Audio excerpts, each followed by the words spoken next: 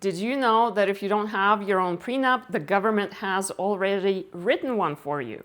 That's right. If you don't create your own marriage contract, the laws of the state where you reside at the time of your divorce or death will dictate exactly what happens to your assets. And for too long, couples have blindly left their financial outcomes to chance, to random state laws, or even to a random judge that gets assigned to your case. If you are an independent woman and you're marrying or remarrying later in life, and you want to write your own rules instead of defaulting to the government rules, you're in the right place. If we haven't met, hi, I'm attorney Tatiana. I got remarried in my 40s after going through a brutal divorce, and now I'm rebuilding my life and my peaceful legacy. And I'm going to help you do the same. So let's dig in. Why do so many of us cringe at the word prenup?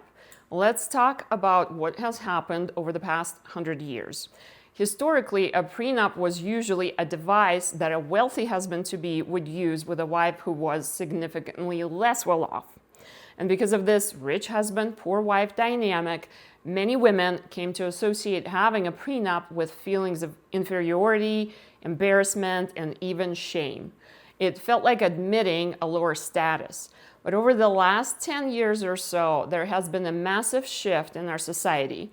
Prenups have been democratized, and we're seeing more and more independent women who are marrying or remarrying later in life, utilizing prenups to protect themselves. And a prenup is simply a marital contract entered into before, your nuptials marriage, right?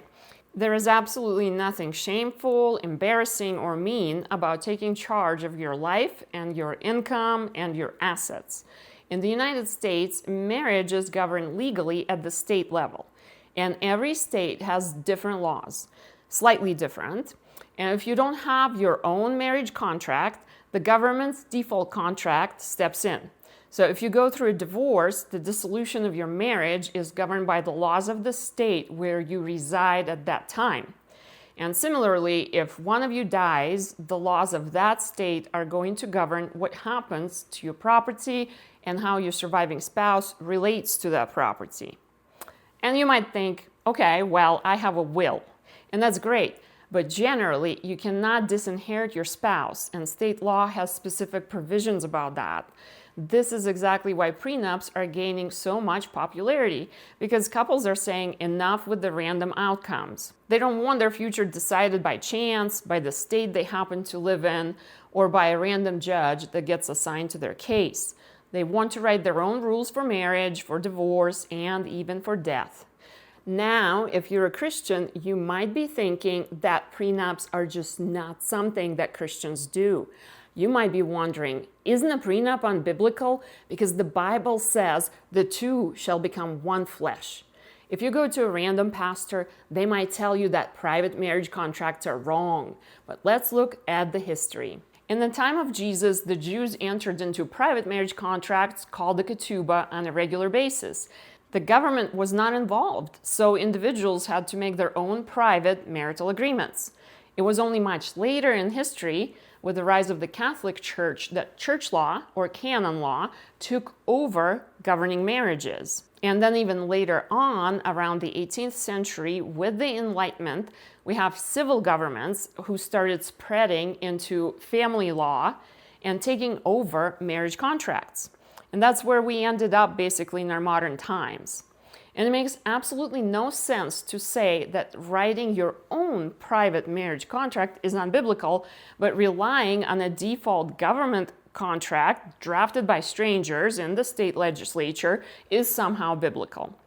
The Bible focuses on substance, not the wrapper. Your average state law does not necessarily make you one financially. And what Jesus focused on is the intent of your heart. Are you going to be one in your heart with your spouse? The Bible also says that a good person leaves an inheritance to their children's children. If your goal as two adults is to acknowledge the resources you have built separately with a desire to provide for each other, and then do your duty to provide for your biological children, that is a loving thing to do. You're removing the uncertainty of a random outcome. And there's nothing unbiblical about that or about taking charge. So how do we use a prenup the right way without ruining the romance? If you're entering into a prenup and see it as an instrument of leverage or coercion on one hand or embarrassment and shame on the other, then the heart of it is indeed not to be won. A prenup should never be a win-lose dynamic.